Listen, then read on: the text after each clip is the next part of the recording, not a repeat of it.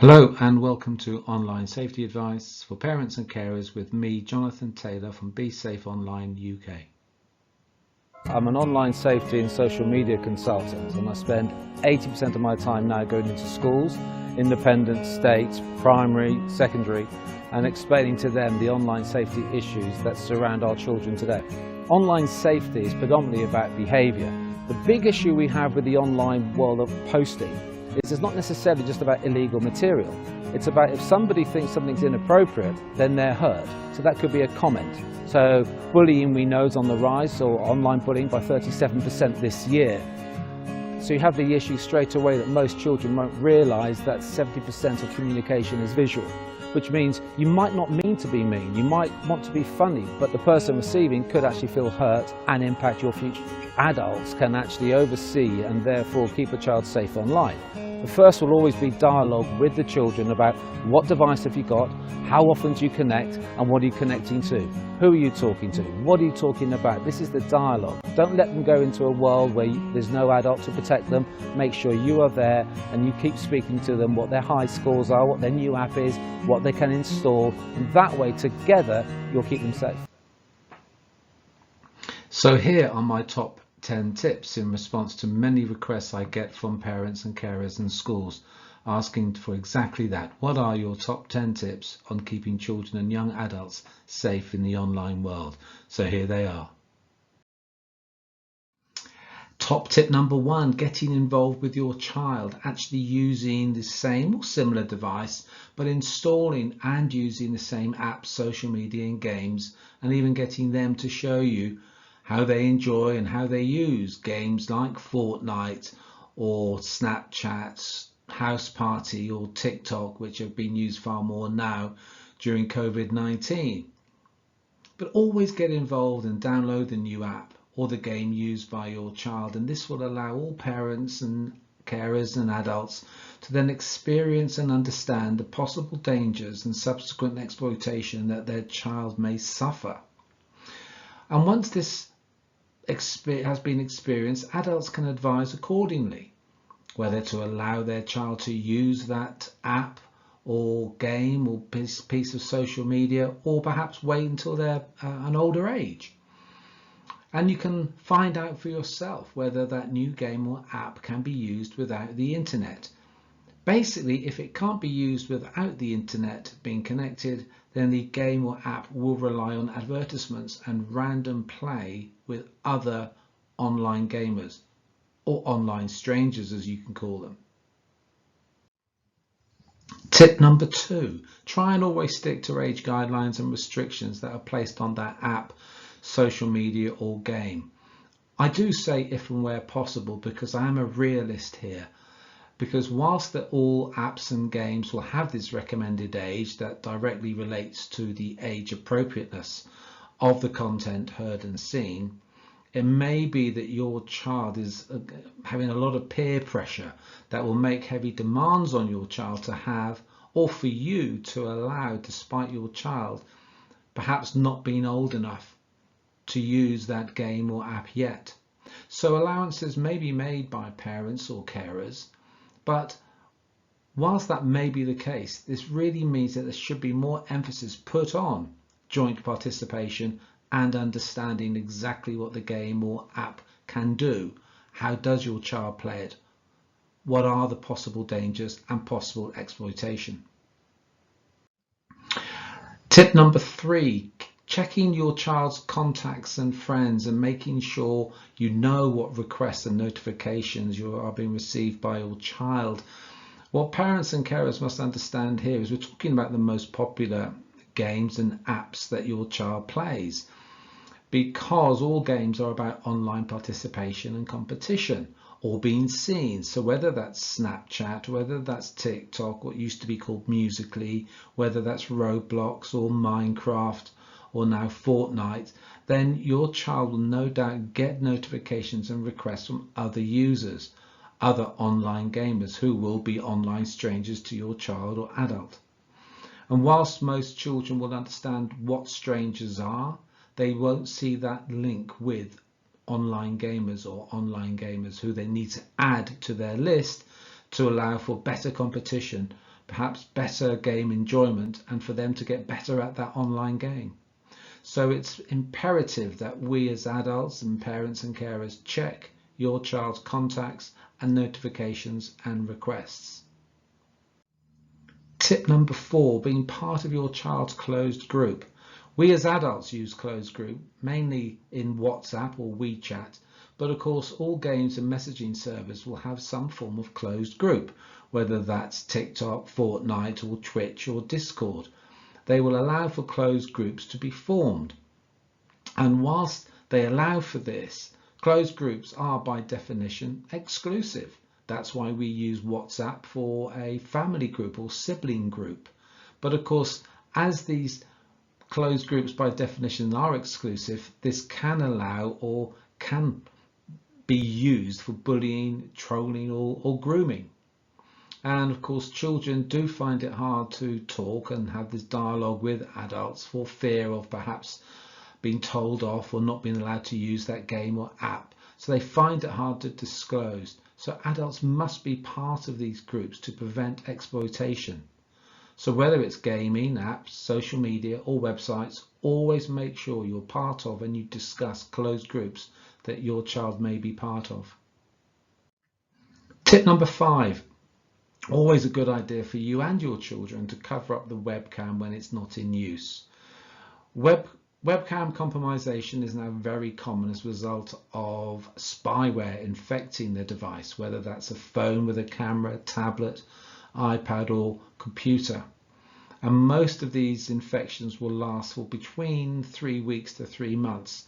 But unfortunately, there is no obvious sign that the webcam has been compromised. So secret filming can occur, which means that your child, young adult, or even you may become an unintentional victim. You don't think you're doing anything wrong and you're using your device and the social media and game appropriately. But if your webcam has been compromised, it can easily do this secret filming, which if you think for a child or young person, it might be that the device is in the bedroom.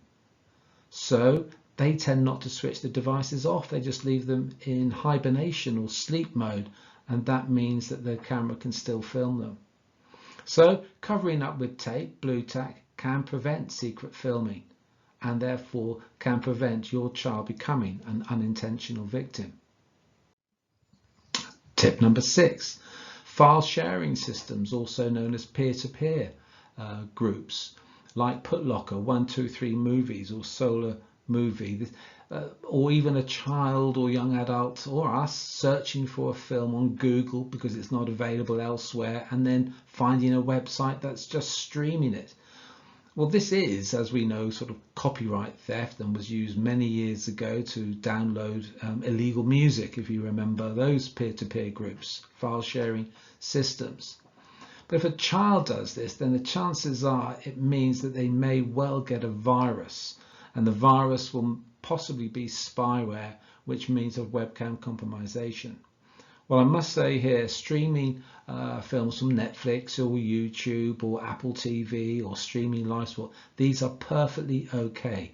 This is only streaming from file sharing systems, which you can, if in doubt, look up on Google, or if your child or you actually stream a film having found it through Google. This is a no-no.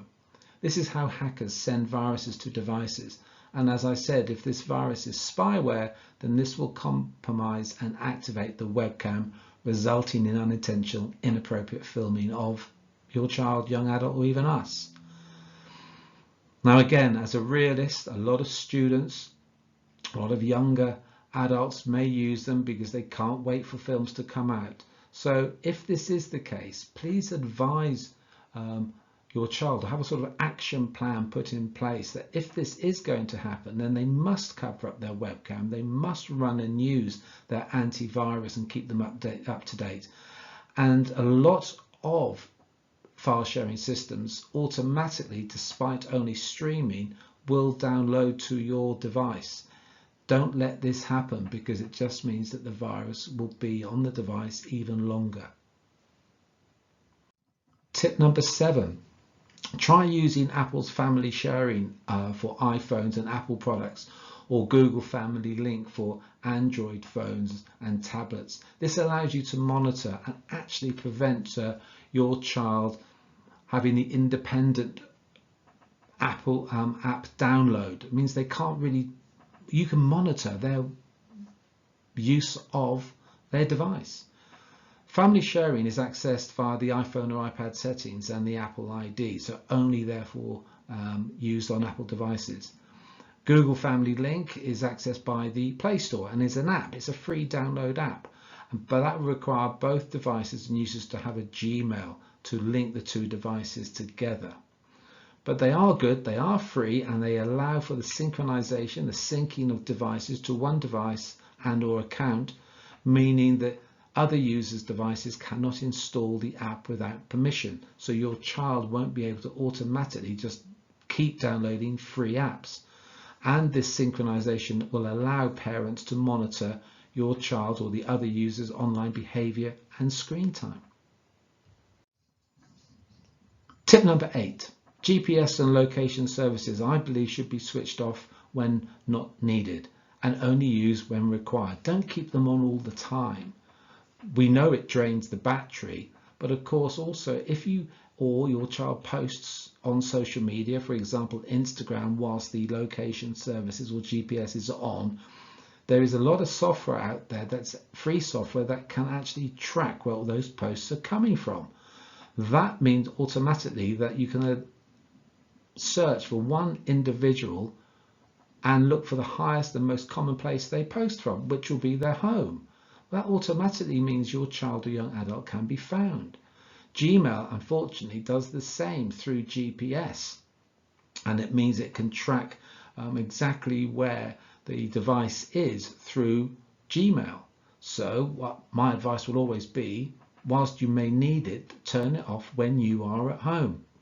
And definitely make sure your child does not post at home on their social media with the GPS on. Just turn it off.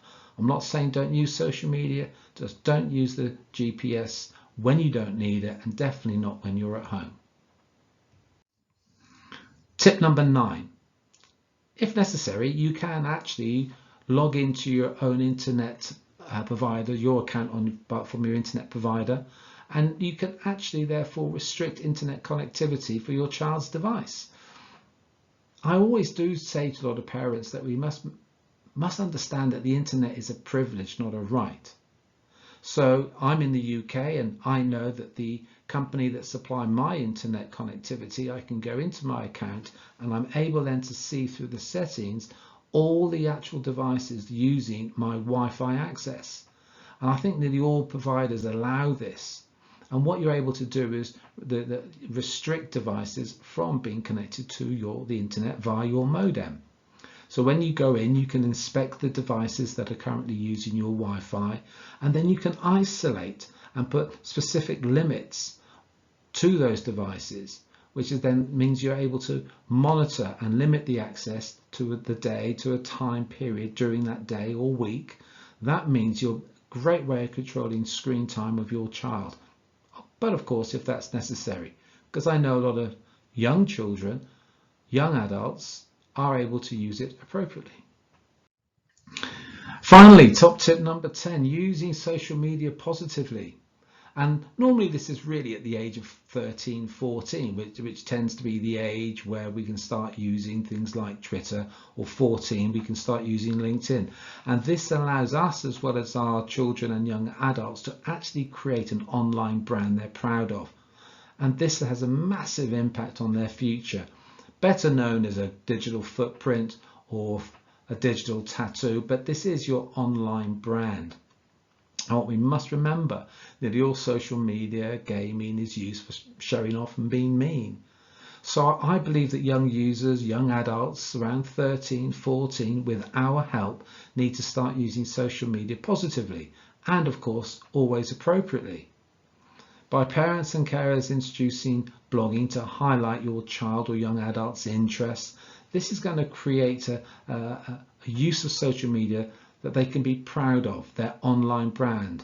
Plus specific areas like, well, social media like Twitter and LinkedIn, if used appropriately by adding and following representatives or leaders of universities and industry they wish to be part of, this is great for their future. When they start talking about possible work or employment in the future, or universities or further education, this is the way that they can use social media in a positive fashion that they can be proud of. So those are my top 10 tips, but as I mentioned, I tend to talk about an online safety mantra because they are tips for you to use, 10 tips, but 4 little things I think should always be reminded, especially to younger users, is don't share personal information, keeping their secrets secret. True friends don't ask questions about age or where you live. Therefore, we must make sure our children don't share personal information and are always kind online, as they would be in school. And as we know, selfies, taking pictures, well, everybody does it this day and age. What young users must understand is they should think about the impact of their future. Is this a picture I would be happy for my parents, grandparents to see? So perhaps getting used to asking permission. Is it okay if I take a picture? And of course, doing their utmost to try and be the right age to use the apps, the games, or the social media. So not ignoring age restrictions. Those are the 4 real online safety mantra we can always put in place. Those are my top 10 tips for parents and carers to keep their children and young adults safe in the online world. Now, please do visit my website, besafeonline.co.uk, where you can get copies of all my resources, including the online safety mantra, the top tips for parents, top tips for young users, and also by up-to-date current popular app lists, which explains exactly what the most popular apps are that are being downloaded by most children and adults today. I also give my opinion as to whether they're safe or not. There's also details of all bespoke school online safety workshops that I supply for pupils, staff and parents. So please do visit my website or feel free to email me at besafeonline@ymail.com. I hope you enjoy the resources, I hope you use the resources, and thank you for your time.